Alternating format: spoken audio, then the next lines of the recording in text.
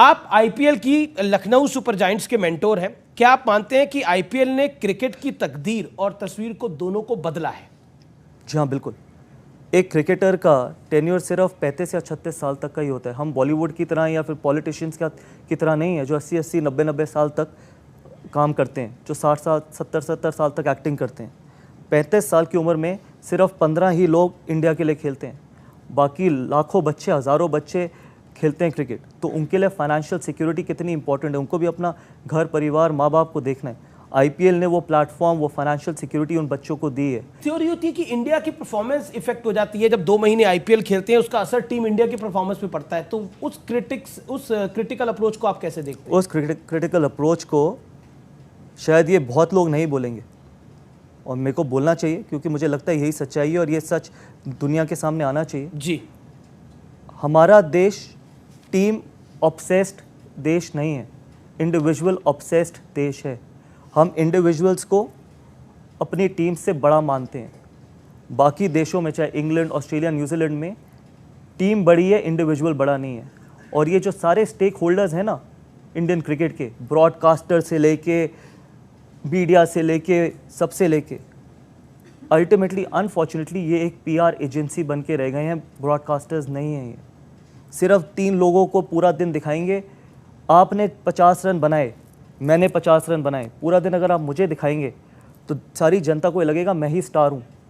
आपको क्या बोला जाएगा कि आप बड़े अंडररेटेड खिलाड़ी हैं। अंडररेटेड कौन बनाता है? अंडररेटेड ब्रॉडकास्टर ही तो बनाता है, सोशल मीडिया ही तो बनाती है, एक्सपर्ट ही तो बनाता है। अगर मेरे बारे में पूरा दिन बोला जाए और आपके बारे में, आपकी परफॉर्मेंस के बारे में नहीं बात करी जाए, तो आप ऑटोमेटिकली अंडररेटेड हो जाएंगे। आपने भी उतनी मेहनत करी है जितनी मैंने मेहनत करी है। अगर आपकी परफॉर्मेंस को आपको क्रेडिट नहीं दिया जाएगा तो हमेशा आप अंडररेटेड ही रहेंगे, और ये सबसे बड़ी सच्चाई है। और तभी हम आगे जाके बहुत लंबे समय से अभी तक आईसीसी टूर्नामेंट इसलिए नहीं जीते क्योंकि हम इंडिविजुअल्स के साथ इतना ज़्यादा ऑब्सेस्ड हैं। जो मच अवेटेड सवाल है मैं उस पर आऊँगा थोड़ी देर के अंदर, लेकिन आपकी अब मैं जो ये अगला सेगमेंट है उसमें मैं आपको 6 खिलाड़ियों की तस्वीर दिखाऊंगा और आपसे जानने की कोशिश करूंगा, वो 2 सेट में आएगी, कि आपको इनमें से कौन लगता है जो इंडिया खेल सकता है। मुझे लगता है तिलक वर्मा के पास एबिलिटी है, और तिलक वर्मा, मैं उनको जानता नहीं हूँ किस तरीके के इंडिविजुअल है, लेकिन जितना थोड़ा बहुत मैंने आईपीएल में सुना है कि बहुत हार्ड वर्किंग है, और जिस तरीके से उनमें काबिलियत है, अगर वो मेहनत करते रहेंगे। सबसे ज़्यादा इंपॉर्टेंट है कि अगर वो अपना सर ग्राउंडेड रखेंगे, अपने आप को ग्राउंडेड रखेंगे, तो उनके पास एबिलिटी है कि वो आगे जाके इंडिया खेल सकते हैं। तो शुभमन गिल आने वाले दिनों में गौतम गंभीर बन सकते हैं? नहीं, आप शुभमन गिल को कुछ भी बनने की जरूरत नहीं है, उनको शुभमन गिल ही बनने की जरूरत है। और मैं कभी भी ये नहीं मानता, ये सवाल पहले भी हमारे टाइम पे भी पूछा जाता था कि क्या ये अगले युवराज सिंह बन सकते हैं, क्या ये अगले जहीर खान बन सकते हैं। किसी को कुछ बनने की जरूरत नहीं, आप सिर्फ अपने आप को जो आप खुद हैं आप वही बन जाए, वो बहुत बड़ी चीज़ है। चलिए अगली 3 तस्वीरें आ गई है। ऋतुराज गायकवाड़, रिंकू सिंह और यशस्वी जायसवाल। मेरा मानना है यशस्वी जायसवाल को इंडिया की T20 टीम में होना चाहिए, और सिर्फ एक टूर्नामेंट के लिए नहीं, अगले वर्ल्ड कप के लिए भी। अगले वर्ल्ड कप के लिए भी। और रिंकू सिंह की कहानी बड़ी इंस्पायरिंग है, कुछ बताना चाहेंगे? इंस्पायरिंग है और उन्होंने प्रदर्शन भी बहुत अच्छा किया, लेकिन वक्त दीजिए। एक सीज़न में किसी को सिलेक्ट मत कीजिए, उनको जाके डोमेस्टिक सीज़न में रन बनाने दीजिए, अगले सीज़न में फिर आईपीएल में रन बनाने दीजिए, और फिर उनको अगर आप देखते हैं कि वो उतना कंसिस्टेंटली बनाते हैं रन, तब उनको इंटरनेशनल क्रिकेट में सोचिए। हमारे यहाँ प्रॉब्लम क्या होती है कि हम 2 महीने आईपीएल को इतना सीरियसली ले लेते हैं, जो भी अच्छा करता है इसको इंडिया खिला दो। यशस्वी जायसवाल ने सिर्फ आईपीएल में अच्छा नहीं किया, डोमेस्टिक क्रिकेट में 200 बनाए, 300 बनाए, वनडे क्रिकेट में 200 बनाए विजय हजारे में। तो ये जो आईपीएल में किया है, ये सिर्फ आइसिंग ऑन द केक था, इसलिए यशस्वी जायसवाल को तीनों इनफैक्ट फॉर्मेट में होना चाहिए। चलिए, मेरा अगला सवाल ये है कि एक तो ऑफिशियल ट्रोलिंग होती है, एक अनऑफिशियल ट्रोलिंग होती है। ऑफिशियल ट्रोलिंग मैं बोलता हूँ जिसमें हम देखते हैं कई बड़े बड़े लोग ट्रोल करते हैं किसी व्यक्ति को। हमने लेटेस्ट देखा नवीन उल हक को ट्रोल किया गया। उस हद तो तब हो गई जब शुभमन गिल की सिस्टर को ट्रोलर्स ने ट्रोल किया। What you have to say on that? That's a very very valid question. That's a very important question as well. और ये क्वेश्चन आप लोगों के लिए, मैं बहुत स्ट्रांगली बिलीव करता हूँ कि आगे आने वाले समय में अगर इस देश में जो सबसे बड़ा कारण बनेगा यूथ का, डिप्रेशन का, वो है सोशल मीडिया। अगर यूथ डिप्रेशन में जाएगा तो वो सोशल मीडिया है, और कोई इसके बारे में बात नहीं करेगा।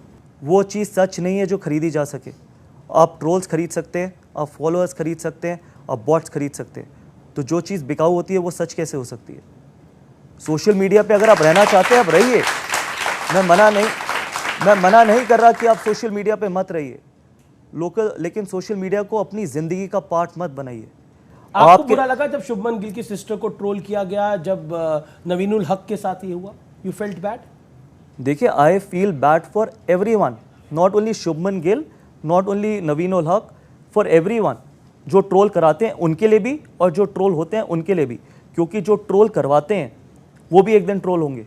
मैं पैसे खर्च करके, बहुत बार ये सवाल मुझसे पूछा गया अमीश जी, और ये बहुत वैलिड सवाल है, इसलिए शायद मैं थोड़ा वक्त लूँगा जी कि आप क्यों नहीं सोशल मीडिया पे पैसे खर्च करते और लोगों को ट्रोल कराते या लोगों के लिए नैरेटिव क्रिएट करते।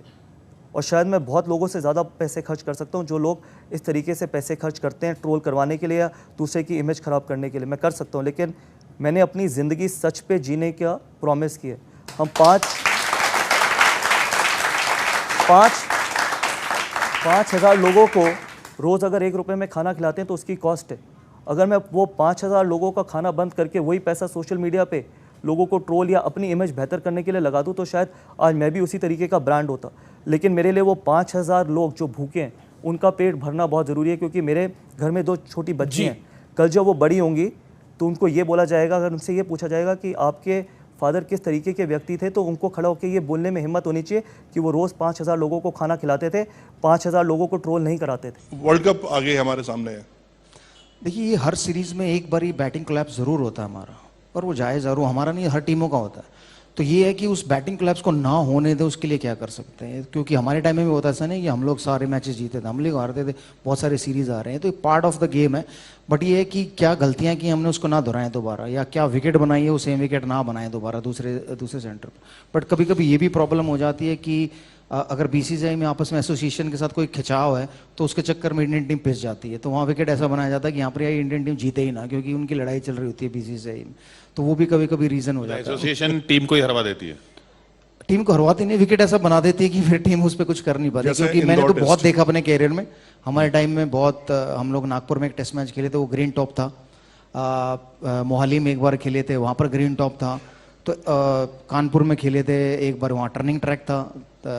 तो ऐसा होता है कि बहुत बार कि हमें ध्यान में रखकर कि भाई हमारी मतलब एसोसिएशन की बोर्ड से लड़ाई चल रही है, यार इनको ये दे दो ताकि इनका थोड़ा सा बीसीसीआई का नाम खराब हो, ऐसा। बट वो होना नहीं चाहिए। बट ये I think credit Australian team को भी देना चाहिए कि जिस तरीके से उन्होंने पहला मैच हारा उसके बाद कम बैक किए, तो आई थिंक वो बैटिंग कोलैप्स एक बार ज़रूर होता है। तो मुझे लगता है शायद वो कोलैप्स अच्छा है कि वर्ल्ड कप से पहले जितनी बार होना हो जाए, वर्ल्ड कप में ना हो। वर्ल्ड कप में कप्तान किसको देखना चाहेंगे आप? जब से मैं रिटायर हूँ कि बहुत सारे कप्तान आए हैं, बट एक भी कप्तान ऐसा नहीं जो हारा हो, और वर्ल्ड कप एक भी कप्तान ऐसा नहीं जिसने जिताया हो। तो फर्क नहीं पड़ता कि कौन कप्तान है, फर्क ये पड़ता है कि टीम कॉम्बिनेशन क्या खेलेगा। सही प्लेइंग 11 खेलती है तो फिर आपकी जीत निश्चित हो जाती है, क्योंकि कप्तान कोई भी हो उससे ज़्यादा फर्क नहीं पड़ता। कोहली थे तब भी हम लोग बायलैटरल जीत रहे थे, वर्ल्ड कप नहीं जीते, सेमीफाइनल हार गए। रोहित शर्मा बने हैं, उनके अंडर भी वर्ल्ड कप T20 खेले, वहाँ भी सेमीफाइनल हार गए। तो टीम कॉम्बिनेशन उस दिन बेटर होना चाहिए और टीम की उस दिन परफॉर्मेंस बेटर होनी चाहिए, तभी आप जीत सकते हो। तो मेरे ख्याल से रोहित शर्मा अभी तक अच्छी कप्तानी कर रहे हैं, शायद वही होने चाहिए। और उसके बाद फिर आप अगले वर्ल्ड कप की तैयारी कर सकते हो कि अगले वर्ल्ड कप में कौन कप्तान हो सकता है। विरूपा जी, पिच को लेकर मैं बात जरूर करना चाहूंगा आप, क्योंकि आप पूरे दुनिया में खेल रखे हो मुकाबला।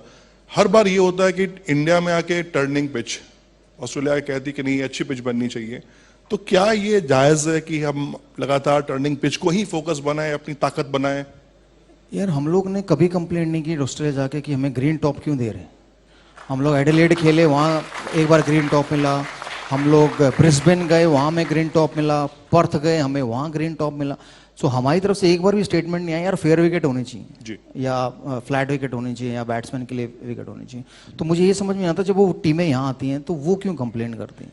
सो एटलीस्ट आपको क्रिकेट खेलना है तो आप अपनी स्किल्स, आपकी बैटिंग की स्किल है तो आपको स्पिन और फास्ट दोनों खेलने आनी चाहिए। सो इंडियन टीम भी तो स्पिन और फास्ट दोनों खेलती है, वहाँ जाकर कंप्लेंट नहीं करती। इतने सालों के बाद किसी टीम ने ब्रिस्बेन में ऑस्ट्रेलिया को हराया, वो भारतीय टीम थी।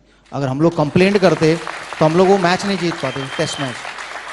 तो ये तो होम एडवांटेज है और होम एडवांटेज का फ़ायदा होना चाहिए। हम लोग जब इंग्लैंड जाते हैं, साउथ अफ्रीका जाते हैं, तो वो हमारे लिए ये सोच के पिच बनाता है कि हम इंडिया जाएंगे तो हमें टर्निंग ट्रैक मिलेंगे, तो इसलिए इनके लिए यहाँ स्विमिंग ट्रैक बनाओ ताकि यहाँ पर हम 4-0 जीते। तो वो हर देश करता है। तो बट क्या है कि जब इंडिया में आके खेलते हैं ना, तब वो कंप्लेंट ज़्यादा होती हैं। आप इंग्लैंड, ऑस्ट्रेलिया, साउथ वगैरह खेले तो वहाँ कंप्लेंट नहीं होती। वहाँ कभी क्या हम उनकी कंप्लेंट ज़्यादा सुनते भी हैं? प्लेयर लोग नहीं सुनते, हाँ, बट मीडिया ज़रूर सुनता है। क्योंकि मीडिया को सबसे ज़्यादा जो अटेंशन मिलती है वो थोड़ी नेगेटिव न्यूज़ पे मिलती है, और जब ये कंप्लेंट होती है तो नेगेटिव न्यूज़